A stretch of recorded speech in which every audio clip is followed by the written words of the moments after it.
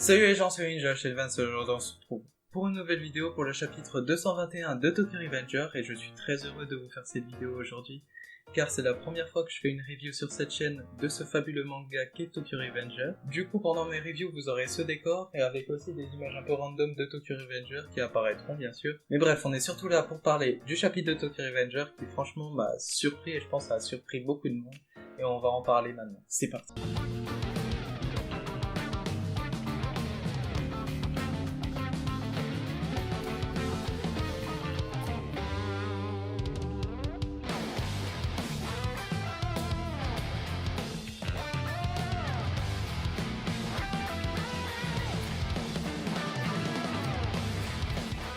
Du coup, je pense que les images apparaîtront ici en même temps que je parle, et dans la première page de ce chapitre de Tokyo Revenger, on voit Mickey dans un immeuble, je pense qu'il lui appartient, vu que maintenant il est le chef du Kanto Manjikai, je crois, c'est ça, avec Kokonoi qu'on n'avait pas vu depuis longtemps quand même, qui demande à Mickey si tout va bien, et Mickey qui lui répond qu'il pleut et qu'il a un mauvais pressentiment. Déjà, rien que là, quand tu rentres dans ce chapitre, et que tu vois Mickey à la page 2 qui dit j'ai un mauvais pressentiment, tu sens qu'il va se passer une douille, tu sens qu'il va se passer une dinguerie, et tu sens que ça va mal aller.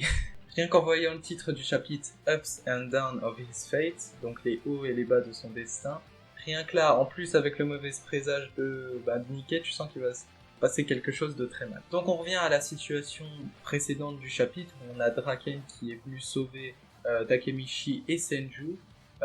On a une image d'ailleurs sur les mouvements de foule parce que bien sûr il y a eu des tirs avec des guns, et du coup la foule qui est un peu paniquée et qui court un peu partout en se demandant ce qui se passe. Et là on a une image badass de Draken devant justement les agresseurs de Takemichi et de Senju, où il est vraiment debout devant eux avec l'autre qui est rétamé par terre avec son pistolet à côté.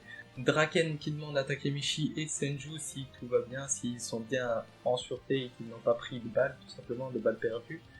Les deux vont bien, Takemichi ne s'est pas pris de balle, du coup on l'a bien vu, et Senju est vivante, du coup on peut dire déjà mission accomplie. Takemichi qui remercie bien sûr Draken d'être intervenu, parce que sans lui franchement j'aurais pas donné cher de leur peau à Takemichi et Senju, parce que simplement je pense pas qu'ils auraient pu faire grand chose face à quelqu'un avec un gun, et puis même les trois autres mecs derrière. Draken bien sûr qui s'énerve sur le fait que simplement ces gars-là avaient des guns, alors qu'on a bien vu par exemple sur la plupart des histoires de bagarres qu'il y a eu, la plupart du temps ça a été fait à main nue, quand on a vu Toman face à Valhalla, Toman face à Moebius. Il y a aussi eu un moment où l'arc Tenjiko, la bataille finale, elle s'est fait aussi à main nue. Du coup Draken il s'énerve sur le fait que eux ils ont voulu un peu faire lâchement et puis juste prendre un gun et tirer sur la personne qui voulait buter. Et du coup on a la réponse sur le fait que quand même Draken est intervenu assez vite pour sauver Takemichi et Senju, et surtout comment il savait qu'ils étaient présents dans ce parc d'attractions, dans cette fête foraine. C'est Inupi qui a prévenu Draken que ces gars-là justement c'était les agresseurs de Takemichi et Senju, tout simplement en avait après eux, et du coup Draken avait foncé chez lui et du coup il savait où Takemichi et Senju étaient allés. On apprend aussi justement par le biais de Draken que ces mecs qui voulaient agresser Takemichi avec un gun, ce sont des membres du Rokuhara, et oui on est encore en pleine guerre des Trois Cieux, et du coup ces mecs-là voulaient buter Takemichi pour souvent gravir des échelons en montrant à leur boss Sao Terrano, je sais plus exactement, mais il avait mis une raclée à Draken.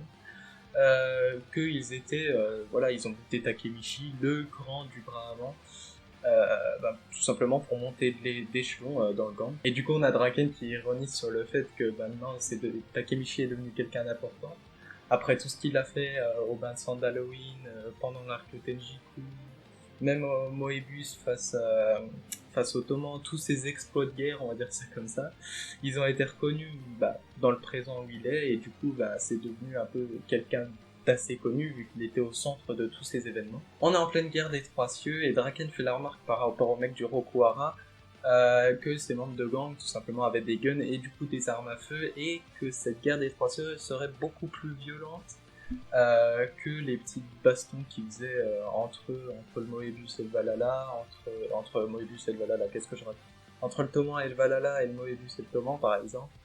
Parce qu'il y a beaucoup plus d'intérêt et il y a beaucoup plus d'argent en jeu. Et on a une image intéressante où à un moment Draken parle de Mickey en disant qu'il avait un peu prévu tout ça. On a l'auteur qui a mis des espèces de guillemets entre Mickey. Et j'ai trouvé ça intéressant parce que ça se voit du coup que Draken prononce Mickey comme si c'était quelqu'un qu'il connaissait pas. C'est-à-dire que Draken il a mentionné Mickey, mais pas le Mickey qu'il connaissait. C'est-à-dire le Mickey de cette réalité-là en gros avait dû prévoir tout ça. C'est pas le Mickey qui l'a connu, c'est pour ça que je pense qu'il y a des guillemets. Et là on a la scène que j'attendais particulièrement après ce qui s'est passé dans le dernier chapitre. On a Takemichi qui révèle son nouveau pouvoir, le pouvoir qui peut voir des visions du futur. Il le révèle à Draken. Draken, bien sûr, qui est choqué d'entendre ça, mais bon, je pense pas qu'il est plus choqué que ça, parce que depuis qu'il sait que Takemichi peut voyager dans le passé, etc., je pense que niveau révélation, ça devrait aller. Donc, grâce à l'intervention de Draken, Senju a pu être sauvé, et du coup, le premier futur qui devait se passer, donc la vision du futur de Takemichi, où Senju devait mourir en tenant sa promesse à Takemichi, c'est-à-dire de le protéger, ne s'est pas passé grâce à l'intervention de Draken, et bien sûr, du coup, Takemichi remercie Draken par rapport à ça. Et on a une magnifique image où on a Takemichi qui dit « On a réussi à changer un futur ». Alors là aussi, on a une petite notion, c'est-à-dire que on a réussi à changer un futur, c'est pas on a réussi à changer le futur. Donc déjà Takemichi il se rend compte que c'est pas juste en changeant ça que tout va s'arranger et qu'il y a du coup la possibilité de grâce à son nouveau pouvoir de prévoir peut-être de nouvelles choses et de changer le futur justement. Donc après cela, vu que tout le monde s'est enfui et vu les bruits d'armes à feu, il y aura peut-être la police qui va venir. Du coup Senju qui dit qu'il vaut mieux se barrer. Du coup Senju et Takemichi qui commencent à courir et là Takemichi qui se retourne et Draken qui au final est resté un peu sans bouger depuis le début de ce chapitre. On l'a pas vu beaucoup bouger.